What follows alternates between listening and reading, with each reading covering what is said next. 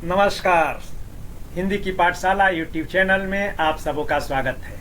आज हम लोग अब्दुल रहीम खान खाना की रचना दोहावली का दोहा संख्या 212 पढ़ेंगे। दोहा है, रहीमन धागा प्रेम का, मत तोरो चटकाए, टूटे पे फिर ना जुरे, जुरे गांठ पर जाए। इसका संदर्भ है कि यह दोहा अब्दुल रहीम खान खाना के द्वारा रचित दोहावली से लिया गया है, जिसको रहीम ग्रंथावली नामक ग्रंथ में डॉक्टर विद्यानिवास मिश्र ने संकलित और संपादित किया है। रहीम खान खाना के बारे में हम लोग जान ही चुके हैं कि वे अकबर के दरबार के नवरत्नों में से एक थे। वे बहुत ही दानवीर थे और बहुभाषा भाषी भी थे। अब इस दोहे का प्रसंग क्या है कि ये जहांगीर के बाल सखा भी थे, मगर जहांगीर जहां अपने पिता यानी कि अकबर के विरोध में जाता था, यहाँ तक कि अकबर के साथ उसने विद्रोह भी किया था, वहीं रहीम अकबर के खासम खास थे। यहाँ तक कि अकबर ने जब जहांगीर को, इनका पूर्व नाम सलीम था, सलीम को जब दंडित करता था, उसकी जागीर वगैरह जो छीनता था, तो उस जागीर को रहीम को दे देता था। इससे बड़ा डाह हो गया था रहीम से जहांगीर को। और जब जहांगीर बादशाह बना तो उसने एक तरह से अपना प्रतिशोध पूरा करने के लिए रहीम की जागीरों को जब्त कर लिया। यानी कि बाल सखा जो था वह एक दूसरे के नहीं, जहांगीर ने उस सखा के साथ धोखा दिया, जबकि हम लोग पढ़ चुके हैं कहाँ सुदामा बापू, ये प्रसंग में आ जाएगा। तो प्रसंग यही है कि जहांगीर की कारगुजारियों से उसने जो मित्रता तोड़ी झटके से, जो कि फिर कभी पूर्व रूप में नहीं आ सकी, तो वहीं रहीम मित्रता के महत्व को बताते हुए कहते हैं, शब्दार्थ इसका है कि तोरो माने जो है तोड़ना, तोरो यानी कि तोड़ना, चटकाए माने जो है चटका करके, यानी कि झटके के साथ जो है नहीं तोड़ देना चाहिए। और उसके बाद जुड़े यानी कि जोड़ना, तो जुड़ना या जोड़ना, और गांठ का मतलब होता है गिरह। तो इसकी सरलार्थ और व्याख्या है कि रहीम कहते हैं कि प्रेम का, मित्रता का रिश्ता बड़ा ही नाजुक होता है, इसे झटके के साथ तोड़ देना उचित नहीं है, क्योंकि प्रेम का, मित्रता का यह धागा यदि एक बार टूट जाता है तो फिर इसे जोड़ना कठिन है। और अगर कोशिश करके टूटे हुए रिश्ते को जोड़ भी लिया जाए तो वह पूर्व के रिश्ते की भांति सामान्य नहीं हो सकता है, उसमें वह मिठास और वह माधुर्य नहीं आ सकता है जो पहले हुआ करता था। और मित्रता में आई हुई इस दरार को भरना मुश्किल है।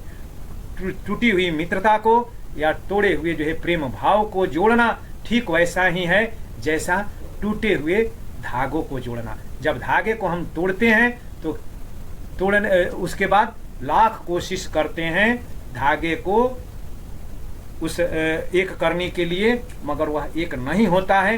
अगर उसको जोड़ा जाता है तो उसमें गांठ पड़ ही जाती है, गिरह पड़ जाती है, जो कि उस जो है धागे के बीच एक बंधन, व उस बंधन से एक गांठ पड़ जाती है। इसी प्रकार टूटी हुई मित्रता में गांठ आ जाती है, संबंध पूर्व की तरह मधुर नहीं हो सकते हैं। अब इनकी भाषा पर विचार कर लें तो भाषा पर वहीं की बहुभाषा भाषी भी थे। अवधी, ब्रज भाषा, फारसी, अरबी और तुर्की के मर्मज्ञ थे, और सभी भाषाओं में एक साथ और पूरी जो है सहजता, सरलता और स्वाभाविक भाषा और सटीक भाषा का प्रयोग करते हुए जिस क्षेत्र में, जिस भाषा में इन्होंने लिखा है, उसमें ये भाषा के प्रमाण स्थापित करते हैं। और उस समय तो ब्रजभाषा का बोलबाला था ही, तो ब्रजभाषा में इन्होंने जो रचनाएं की, रहीम की दोहावली ब्रजभाषा में ही है। तो इसमें बहुत ही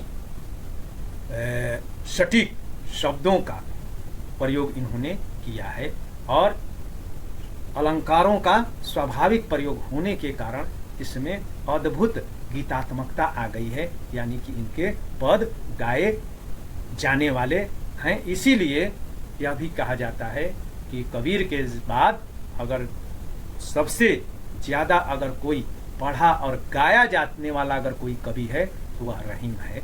क्या पढ़े लिखे और क्या अनपढ़ गांव देहात में रहने वाले लोग भी कबीर और रहीम के दोहे बात बात में प्रयोग में लाते हैं। अब छंद तो दोहावली है, 2 पंक्तियों का है, तो यह दोहा है में छंद में है, इसका छंद और दोहा छंद में है, और मात्रिक छंद है। मात्रिक छंद और दोहा की विशेषता हम लोग जानते हैं कि 13 और 11 वर्णों पर यति दे करके कुल 24 वर्ण होते हैं। तो यहाँ भी 24 वर्ण है।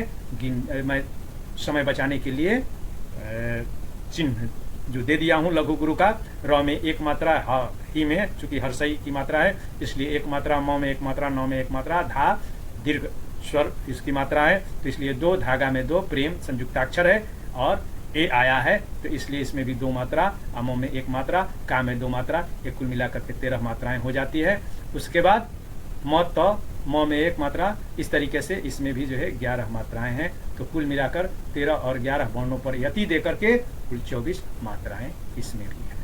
अब हम लोग और अलंकार जान लें तो रहीम को चमत्कार, रहीम जो है स्वाभाविक भाषा का प्रयोग करते हैं, स्वाभाविक लेखन करते हैं, इसलिए अलंकारों रीतिकालीन कवियों की तरह इन्होंने ढूंढ ढूंढ करके अलंकार लगाने का या अलंकृत भाषा का प्रयोग करने का प्रयास नहीं किया। फलतः इनके अलंकार स्वाभाविक हैं और प्रभावशाली भी हैं। और बताया हूँ कि जहाँ युक्ति के साथ समाधान दिया जाता है या प्रश्न का युक्ति युक्त उत्तर दिया जाता है, वहाँ पर काव्यलिंग अलंकार होता है।